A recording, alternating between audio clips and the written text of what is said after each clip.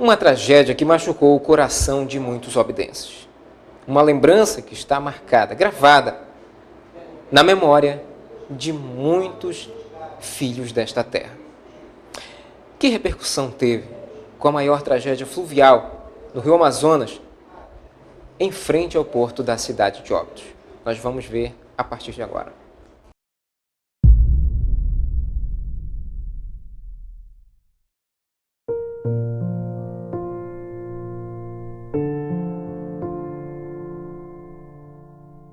Com a quantidade de mortos no naufrágio, os restos das vítimas, como a gordura corporal, ficaram imersos sobre as águas turvas e barrentas do rio, em frente à cidade de Óbidos. A poluição do trecho foi agravada conforme laudos da Marinha, nem tanto pela carga perdida ou combustível da embarcação, como pelas substâncias corporais. Nunca na região ou na enorme extensão do rio Amazonas, viu-se um desastre tão grande quanto este.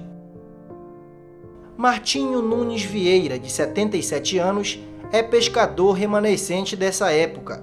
Devido à poluição, o trecho, que comumente é povoado por pescadores sedentos de expectativas por uma boa pesca, devido à piracema, foram impedidos no período de 6 meses para realizar a pesca, por conta dos restos corporais ainda encontrados na área de remanso, em frente à cidade. Aí, por causa da água que ficou poluída, né? Nós não podemos pescar. Então foi essa condição que aconteceu para nós pescadores aí.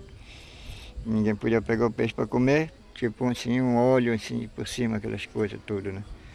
Aí não... Foi que ser a federal, a polícia, eles proibiram. Deixou a pescaria, abandonou aqui e saía para o lago para ir pescar. Já trazia do lago peixe para vender aí. Na época, o capitão reformado do Exército e delegado distrital de Santarém, Hélio Palhares, se encontrava em Óbidos, à frente do inquérito policial para averiguar as responsabilidades do desastre do Sobral Santos e que coordenou a ação policial na área dos resgates. Óbidos, em 81, era governada pelo prefeito Haroldo Tavares. E foi de madrugada, eu fui acordado aqui em casa, né, pelo pessoal do porto, e nós fomos imediatamente para lá e o acidente tinha acontecido realmente. E aí começaram aquelas imagens terríveis, né, as pessoas sendo tiradas de dentro do barco, muitas morreram dentro dos próprios camarotes, que estavam ainda dormindo, porque o acidente foi à noite, foi de madrugada. E a partir daí, dessa madrugada, a partir da parte da manhã à tarde, diversos dias seguidos, nós vimos cenas terríveis, né? Famílias inteiras, naturalmente, lamentando, chorando a morte dos seus familiares, e aqueles que se salvaram também desesperados porque tinham perdido diversos. O naufrágio foi manchete em vários jornais, em nível estadual e nacional. Revistas alertavam para mais uma tragédia na Amazônia. Na capital Belém, mesmo 5 anos após o naufrágio, os jornais não tinham informações oficiais do número exato de mortos. Até hoje, não há um relatório com o número de vítimas fatais. E nós fomos para um encontro na cidade de Ceres, em Goiás. E quando nós estávamos no refeitório, alguém veio e me disse: olha, houve um acidente muito trágico na tua cidade. Eu disse: mas que acidente foi esse? Ele disse: foi um naufrágio de um barco. Então, você vê como um acontecimento assim foi realmente de repercussão nacional e um acontecimento muito triste para nossa região. Os testemunhos eram unânimes ao apontar a superlotação e desorganização das cargas, entrada de água nos banheiros e sala de máquina, mesmo antes de partir do porto de Santarém. Os corpos que boiaram, que foram encontrados com o naufrágio do Sobral Santos, foram trazidos todos aqui para o cemitério São João Batista e foram enterrados nessas catatumbas que você está vendo agora. Aproximadamente 200 pessoas foram enterradas como indigentes.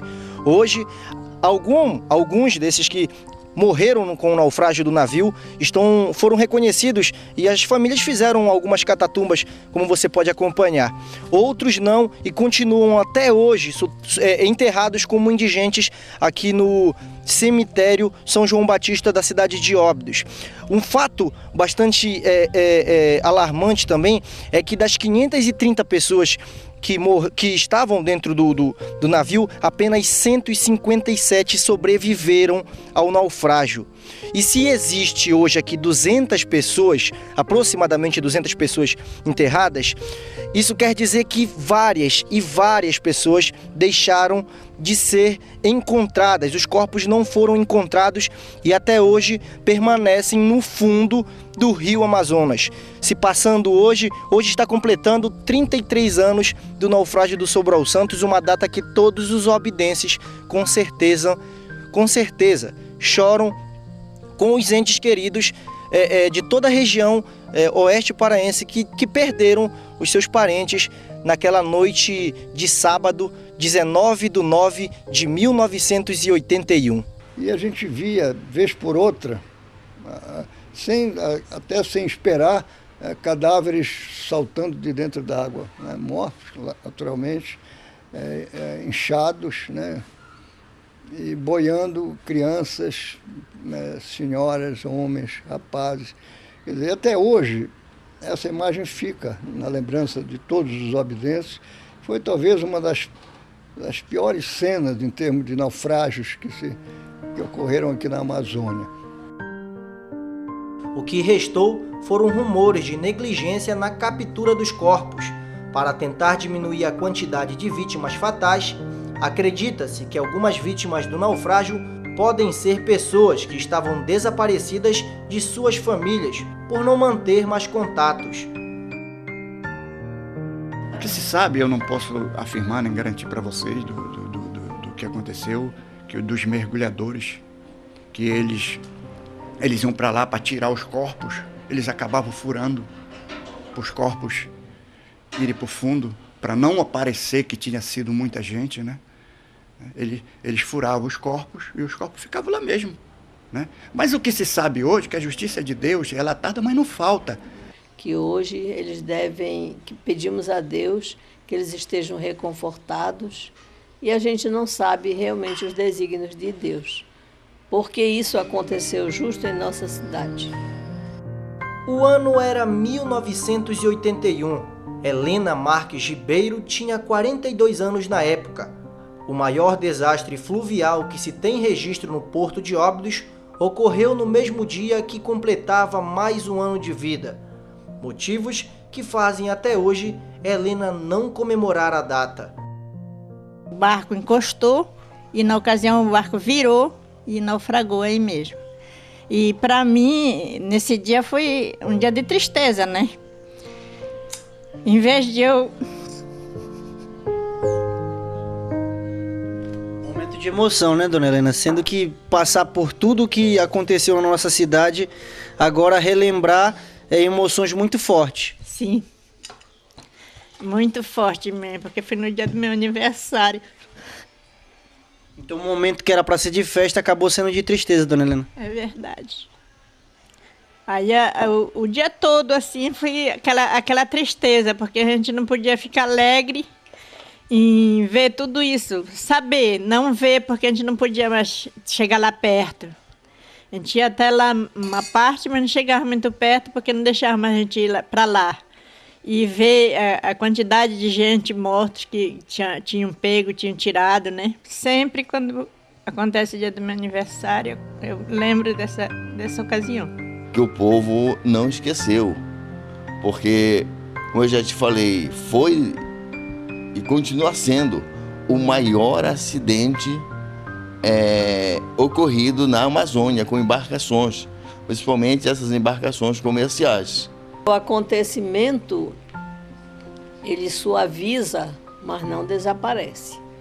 É uma cicatriz profunda na vida de cada um, e seria bom, quem sabe, a gente saber as notícias dos próprios familiares, das pessoas que participaram isso bem de perto e sentiram essas dores.